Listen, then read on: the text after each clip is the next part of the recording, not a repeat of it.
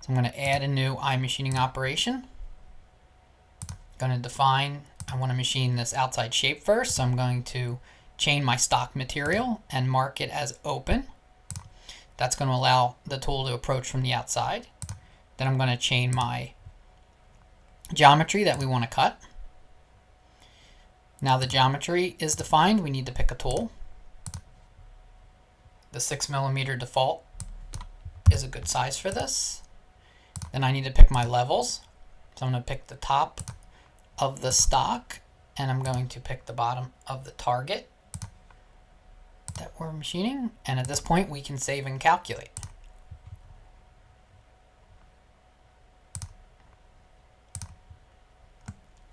So there's our tool path for roughing out the outside. Now what I want to do is save and copy this operation. And I want to finish. Now I actually just want to finish it with the same tool, so I'm just going to pull down finishing. I'm going to save and copy, save and calculate. And now we get our finished tool path with our lead in, our lead out on the geometry. Now to do the inside of this, I'm going to add another iMachining operation. And I want to machine out this deep part first. So I'm going to define that as my geometry, as a closed pocket. 6mm. Let's suppose we wanted to go a little bigger. Let's just go to an 8mm tool for flute. And we need to choose the levels again. So the bottom of the pocket and the top of the stock, or the part, they're the same. So I'm just going to pick the top of the target. Now I'm going to save and calculate. Let's take a look. Okay, now we have our iMachining tool path. Now what I want to do is I want to go and work out these corners to get it closer. So I'm going to do a save and copy. I'm going to choose an iRest for rest material, and I'm going to pick a 4mm cutter. Now I'm going to save and copy. The rest operation's linked to the roughing. So now you can see we have just our corners. And now what I want to do is I want to finish this. So I'm going to save and copy. And I'm going to pull down finishing. And I'm going to finish it with the same tool.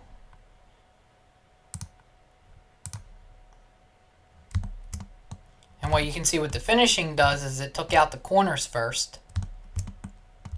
And then after it took out the corners, it went back and ran one profile pass around the entire geometry. Here we can see the lead in and lead out that was generated for the final profile pass.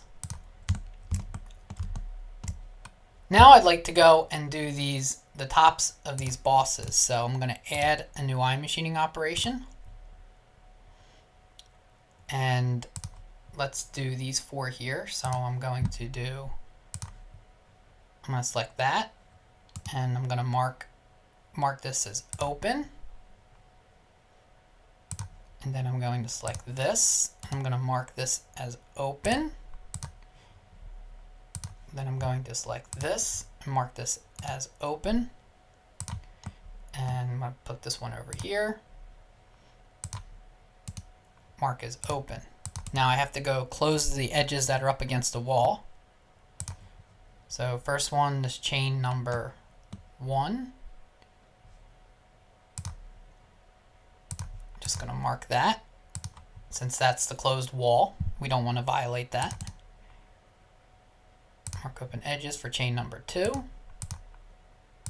Going to call this the wall.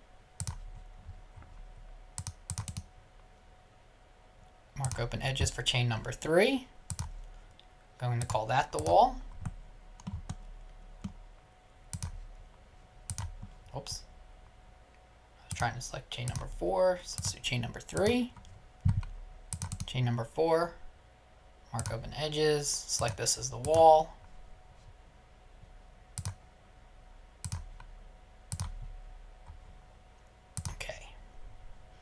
Now we need to pick a tool for this, and I think the 6mm tool is probably good for, it's a little big. So let's drop down to that 4mm tool. We need to set the level up. So we're going to the correct depth, pick some feature on top of that boss, save and calculate, and we get our tool pass to clear off the top of those bosses. Now I want to do save and copy and just finish that wall real quick. So we're going to change it to finish. We'll use the same tool. And there we get our finish profile, just to finish that top wall. Now we want to do these last 4. Add operation, iMachining, define.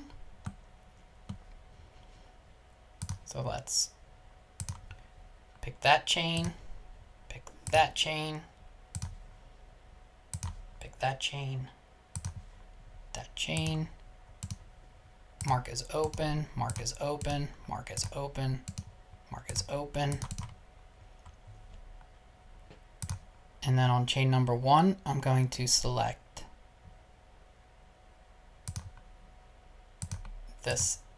these 3 as closed, so we know not to violate them. Mark open edges on chain number 2, and we will pick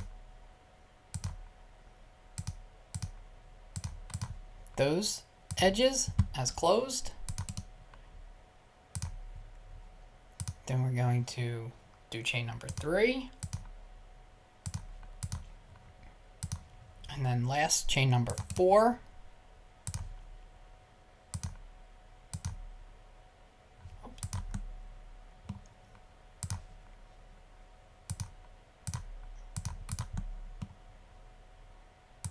Okay, now we have all our chains ready. These are marked open, so the tool approaches from there, and the walls are marked as closed. I think we're just going to pick that tool again, tool number, the 4mm tool. Set our levels to the appropriate depth for the top of the boss. Save and calculate. Let's take a look what that looks. Looks good. Now we just need to finish them. Save and copy. Pull down, finish, save and calculate, simulate, done. We get our finished toolpath.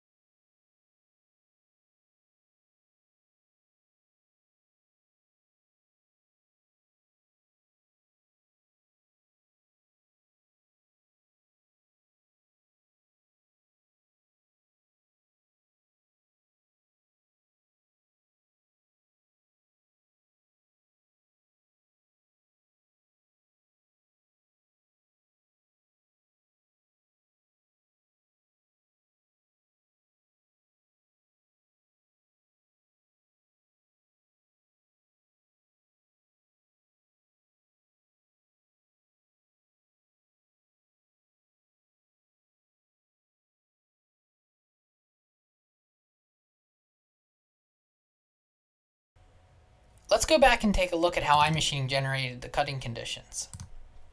In each iMachining operation, there is a tab called Technology Wizard. The Technology Wizard is where we can see what the cutting conditions were generated from iMachining. By default, the iMachining operations that we created were using level 3.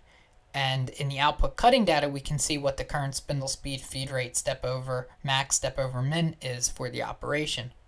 View 2 gives us some more information about the current cutting condition, the velocity, the current chip thickness, the cutting angle max, and the cutting angle min. Also in the Technology Wizard outputs the current step down that the Technology Wizard has generated.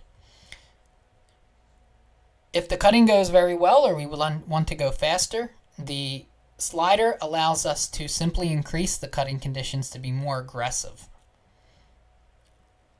iMachining takes care of all the cutting conditions and synchronizes all of them.